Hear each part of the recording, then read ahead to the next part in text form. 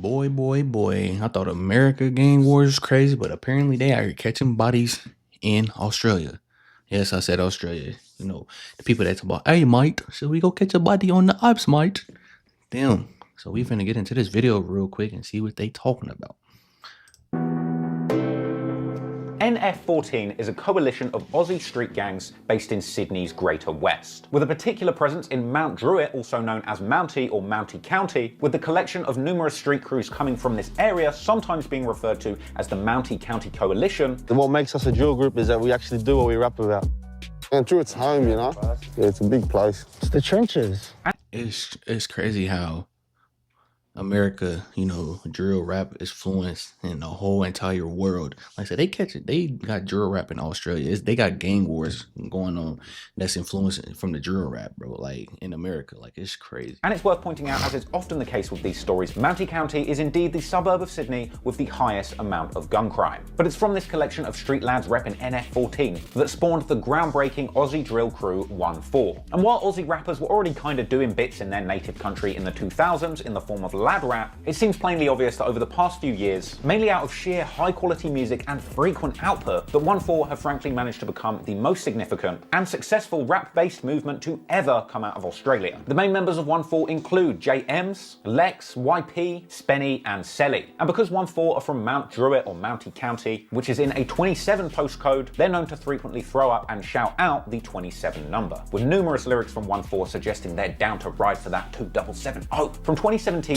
1-4 burst onto the scene with their track Ready for War, heavily inspired by Call Me a Spartan by the Harlem Spartans. That was followed up by the track What You Know, which featured a gang of Aussie lads that were so menacing I nearly did the dash from my computer screen just watching it. Hey, when you drill this hard, ain't no one gonna tell you how to use stairs properly. So since they burst onto the scene and introduced their native country to the booming, hard sounds of UK and New York drill, 1-4 have essentially taken over and become the pioneers of the entire Aussie drill movement. Again, with a lot of their appeal essentially deriving from the fact that they were the first crew of Pacific Islanders to rap proudly about their lives in their native Aussie accents. And I've got to say, there's just something about hearing that Aussie accent over a hard UK drill beat that just sounds so cold. But it wasn't just their music they got a because they were also UK using their drill music beat videos to introduce the Aussie public to their slick street fashion style too, with a lot of their music videos around this time essentially looking like adverts for the Foot Locker prison range. So with all of these lads out here rocking more menacing sportswear than a Sports Direct jumble sale, 1-4 with their unique sound and echet fashion style that hadn't been seen by the streets before, 1-4 quickly became the coolest thing going, proving to other disadvantaged young men from the same areas that there is indeed another way to make it out of these streets. So from here, 1-4's sound continued to progress, and they would go on to drop other big releases like the track Shanks and Shivs, a song and video which was hailed by many as potentially the first glimpse that the public had truly gotten of real life for lads on the streets of the Greater West. The first track they put out, the Shanks and Shivs, no one had seen anything like that in Australia. No one had seen young islanders or young ethnics in general represent their experience of the street. And Shanks and Shivs was followed by even more bangers. It's because of the internet, how big the internet is taking over the world, bro. Like I said, America influenced a lot of this, specifically Chicago drill raps. It's done influence from all the cities in America to now they in UK and Australia now. Like it's crazy, bro. Like don't get me wrong, them countries like that, bro, they are, you know, could be dangerous, bro. But like, so you go over there and visit, you know, you make the wrong turn, you might end up somewhere you ain't supposed to be. But with the stuff going on now, bro, it's even more dangerous to go over there. Certain places. Spot the difference and lads in the hood. And at a certain point, 1-4's unique style of Aussie accented drilling would capture the attention of drill and rap reaction channels all over the world, setting them up nicely for viral success. I never knew there was drillers in Australia. I didn't know that exists over there. Who did he not beef from? The spiders and that. Eventually, off the back of all of this energy, you feel me? I didn't know they exist over there either. Like I said, I was shocked by the UK. Getting 1 million views on YouTube in the first 48 hours and going number 39 on the Aussie charts. And from here, they were on a roll, dropping numerous follow-up songs which would hit the charts, like Welcome to Prison, Say It Again with Big ASAP Berg, their emotional love letter to Mountie County, Home and Away, and the more pop-leaning radio hit My City, featuring fellow rapping Aussie twink, the Kid Laroi. Basically, you'd be lying if you said that 1-4 didn't single-handedly put drilling at the fore. And I know that ain't who I think that is. I know I ain't know who they think that is. That Ben Simmons? Forefront of Aussie music and rap culture. But of course, when you're creating a successful scene like this completely from scratch, it doesn't take long for other Let me people find to out that's see why what's you don't going want to play on basketball and no try more, and get in on Ben. your track. For And while real, their for musical real. legacy is much less well established than 1-4's, it would be a travesty to overlook the musical development of their most hated ops, the Inner West's 21 District.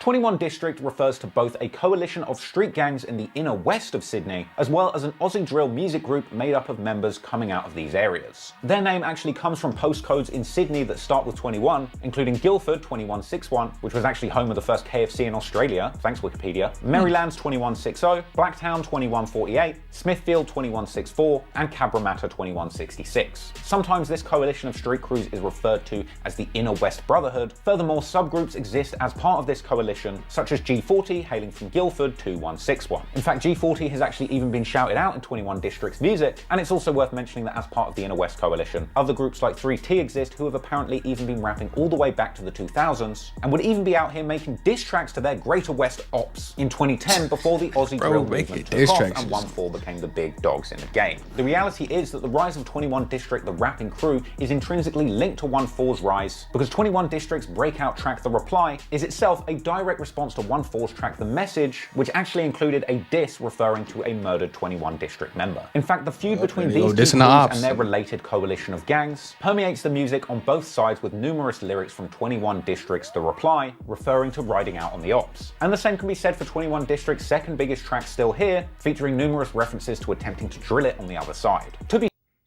fair, 21 District's rap unit haven't quite reached the level of success that 1-4 have pioneering the sound, but they've certainly shown a great deal of promise and deserve a lot of respect. The star members of 21 District's rapping crew include Mac 11, Ron Gotti, Jay Lex, A1 and Malik. So now you know the crews, the music they make and the sides they rep. Now we can take a closer look at some of the wild incidents that have gone down on the streets of Sydney between these two warring groups of lads. Let's see. Just like we've seen with the gangs of Chicago and London, often the origins of these deadly gang feuds are as simple as teenage schoolyard scraps, which unfortunately, as members get older, escalate into shootings and stabbings, as made clear by JMs from 1-4. Clearly, tit-for-tat violence has been going on in Sydney's inner and greater west for decades, so we can't necessarily trace back every single incident that's gone on between these two groups of lads. But what we can do is take a closer look at some specific high-profile incidents that have made significant contributions to the beef and the music between 21 District and 1-4. An early one was a 2011 incident at a Westfield shopping centre where apparently members from Inner West massive brawl between two rival Pacific Islander gangs closed down parts of a major shopping center in Sydney. G40 had planned a 100-man fight with their get the issue off with bring your own weapons, bro. Now, this skirmish was being arranged on Facebook of all places, and it's no surprise then that eventually the cops caught wind of it and were able to arrive at the scene just after things had kicked off, arresting 13 people at the scene and recovering numerous homemade weapons and baseball bats. Police have warned they'll be making dozens more arrests after a mass brawl at a shopping centre in Sydney's west. We do stupid shit over here in America, armed with homemade weapons stormed Westfield's Mount Druitt shopping centre last night after pre-arranging the fight on Facebook.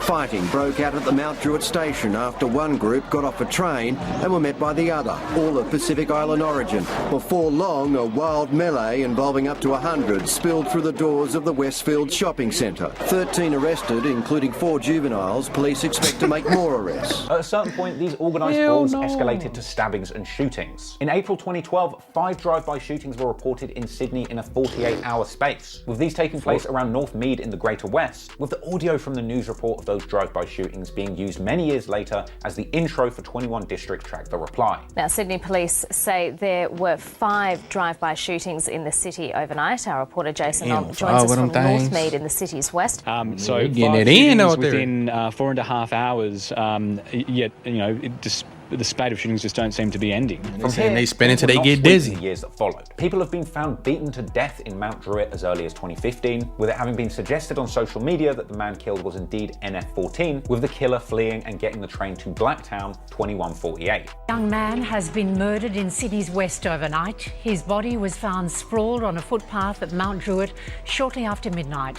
Very large crime scene. Detectives say that they believe the killer and maybe others involved boarded a train at Mount Druitt Police Station, or Mount Druitt train station rather, boarded a train to Blacktown, and that is where they arrested an 18-year-old man at around 2:30 this morning. And the beef between these two sets eventually did make its way to music far before Aussie drill had developed its sound. There's examples in 2016 with rappers from NF14 dissing the Inner West, rapping over the beat to Mobb Deep Shook Ones. And over on the Inner West side, you've got the likes of 3T dropping disses on the Greater West too. So while these mini music beefs were occurring, this was the same year that the police were investigating a savage beating in Mount Druitt, where a 17-year-old was beaten unconscious by a gang of armed thugs. An incident which, like many of the ones I'm about to discuss, was spectacularly caught on camera. And that's the thing. They like over in the other other countries and stuff. They don't really shoot. They do stabbings and beatings. Like this is their way. Like I think that's more savage than pulling a trigger. Honestly, like 'cause you up close on somebody. You gotta.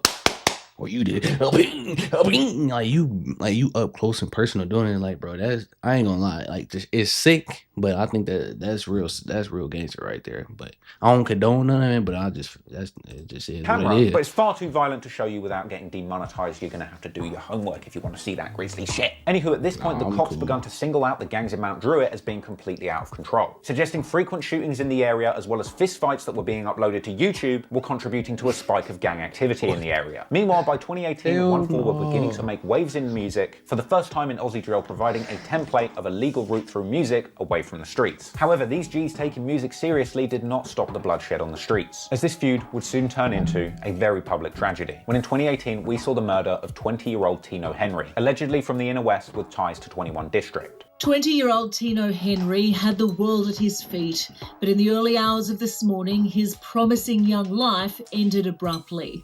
In this alleyway off Fitzsimmons Street in Parramatta, he was fatally stabbed in the chest. This incident sparked a wave of violence between the groups, which was only inflamed further by 1-4 going on to drop lyrics directly disrespecting their fallen op. Naturally, all of this and the incidents that followed would provoke a strong response from the police of Sydney, but what couldn't be predicted is just how hard they would come at these crews, ultimately taking several of their key members off the streets with hard sentences, as well as attacking their legitimate business of making money through music.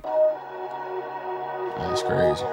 1-4, just off the cusp of mainstream industry success in music, would unfortunately end up losing several members over a 2018 fight. In July, months before the deadly stabbing of Tino Henry, a huge brawl took place at Rooty Hill Gaming Lounge Carousel Inn. This involved Lex from 1-4, who had allegedly been kicked out of the lounge over a drunken row over a machine. Now, in what little defense I can offer to Lex, it had been reported that racial slurs had been thrown during this argument, but who knows what really went down. Whatever was said was clearly no good, and retaliation was a must, with Lex coming back with YP and Selly from 1-4 armed with weapons. At this point, the lad proceeded to give a savage beatdown to several people in the lounge, all of which was caught extensively on camera, another shocking scene that I sadly cannot show you on YouTube. But essentially, Lex beat a man to the ground, grabbing him by the hair and taunting him to his face. YP was identified as having smashed a chair leg into the back of an Opps head, and Selly was said to have pounded a man's head repeatedly with a hammer. This vicious attack apparently leaving one of the victims unable to feel part of their face. 1-4 gave these guys the Lil Wayne and Jewels treatment, for God's sake. With all this caught on camera, it's no surprise that these lads ended up in court sharpish, without a chair leg to stand on or swing at the judge's head. Lex ultimately got slapped with 4.5 years for instigating the fight. YP got 4 years for swinging the chair leg, and I assume also leaving a very unsafe 3-legged chair out there for one of his ops to sit down and fall off of. But it was Selly who got the worst of it for whiling out with that hammer, with the judge dishing out a hefty 10-year sentence. This was a devastating blow to 1-4 as a cohesive group as well as their business, meaning that 4.5, 4 years, 10 years. Our members' appearances on songs would be limited to jailhouse phone calls, like we saw at the start of the track Welcome to Prison. What's going on? This is Alexi, you know? We're going to be missing for a little bit, but it is what it is. Hey, Lex, come. Hey, what's good? It's double K. And just like we saw around the violent summer of 2018 in UK drill, all of the goings-on in the street would lead to huge scrutiny by the police, who would quickly crack down on both the illegal violence and the legitimate music business. In 2019, 1-4 begun to have their shows cancelled by the police, with it being claimed that the cops were pressuring venues not to host these Aussie drillers. 1-4 do that over here. That the cops were really just trying to shut down their only route to making legal money. And over on the 21 District side, they were seeing similar problems. And despite trying to make it clear with public statements saying that they're not criminals and that the rapping crew is no longer involved in crime, that hasn't stopped the police from shutting down their shows and video shoots too, as they explained in this statement. But while the cops were shutting down their legitimate businesses, since the killing of Tino, skirmishes were continuing in the streets. Another incident popped off where there were numerous drive-by shootings in a 48-hour period, with speculation that the homes of rival members were targeted. Within only a month of these shootings, 21 District had released their song The Reply, clapping back at 1-4 who had dissed Fallen Tino on their track The Message, starting that song off with audio from the news report about the 2012 shooting situation, which was very similar, which may suggest that these are all somehow linked. So clearly the beef was publicly active well into 2019, when we would see the likes of Spenny from 1-4 lurking in the Opps turf of Guildford on Snapchat. Look where Spenny's at tonight. Bro. They all gone missing. Now 21 District, you pussies. Fucking shot him out here. I was there for 30 minutes. He didn't even come. Eventually members would come face to face, leading to another mini. Bro, that's funny as hell, bro. Like how much America done influenced this, bro. Like he on Snapchat taunting the Opps in their hood, bro. Like this is funny as hell, bro. Like it's sad but funny, bro. Outside the Westfield like, Parameta, they slow over there too. They don't know no better either. Public, but thankfully the groups disbanded before things got serious. In the middle of a busy intersection outside Westfield Parameta yesterday, men fight on as a crowd gathered before some of the men retreated to their car. Another man smashes the vehicle as it races around the corner. Apparently members from these groups would run into each other again later one evening at a hookah lounge in another spectacular fight where an insane amount of objects and projectiles were thrown. Detectives are investigating if the same men involved in the Parramatta incident were behind another fight at Auburn last night. Then the following month, another big gang fight spilled into the streets of Sydney in July, along with a clip shared by 21 members with the suggestion that 1-4 are quick to pull out knives in fights, an apparent reference to the previous incident where a blade was pulled out at the Westfield fight. At this point, there are crews brawling publicly on the streets of Sydney nearly every week, and gang culture was permeating mainstream culture so much that the New South Wales police had to warn the National Rugby League to stop players throwing up gang signs on the pitch. But if it was bad enough losing rapping members of 1-4 to prison when they could have been making legal money on the streets, it looked like the police were going hard at targeting the non-rapping street teams of the Greater West gangsters, with a very public arrest in 2019 so they do that over of a here. supposedly high-ranking street figure. Thing. With this marking the beginning of a big crackdown different, on Aussie street crews, with the cops calling in Raptor 13, the Raptor Squad, or Strike Force Raptor, a squad of hardened Sydney cops famous for busting biker gangs. Raptor Squad is a bit of an unnecessarily menacing name, isn't it? Like you're trying to catch some gangsters, not an army of pterodactyls. Anyway, the Raptors vowed to shut down Sydney's drill crews and make every aspect of their lives uncomfortable. They directly claimed responsibility for cancelling the driller shows, and their sergeant said that they had planned to use more serious crime prevention orders, usually reserved for biker gangs or terrorists, to shut down 1-4's activities. Thankfully today, 1-4 is still going strong, having recently dropped their Against All Odds EP, which was fire, despite being essentially banned from performing, with the cops completely shutting down their national tour. Meanwhile, on the other side, 21 District have been less musically active, but off the strength of their early tracks, I've got absolutely no doubt that with a bit of effort and backing, they could be on top musically too, if they wanted to. Meanwhile, things are still going on the streets. In July 2020, the news were reporting on a hammer attack linked to gangs from the Inner West, where rival members were forced on camera by members from the Inner West to throw up 21 gang signs and kiss their feet. Look, the thing that made people love Aussie drill really is the music, not the antics or the violence. A lot of people have loved 1-4's music without even understanding the true context of what these guys have gone through. So I really hope that going forward we hear a lot more music from both sides and less activity in the street. There's a lot of overlap between the Aussie and the UK drill movements, and if there's anything to learn from what we've got going on here, is that eventually with enough mainstream success, you can get the cops off your back, stack that legal money, and get far away from the tough environment.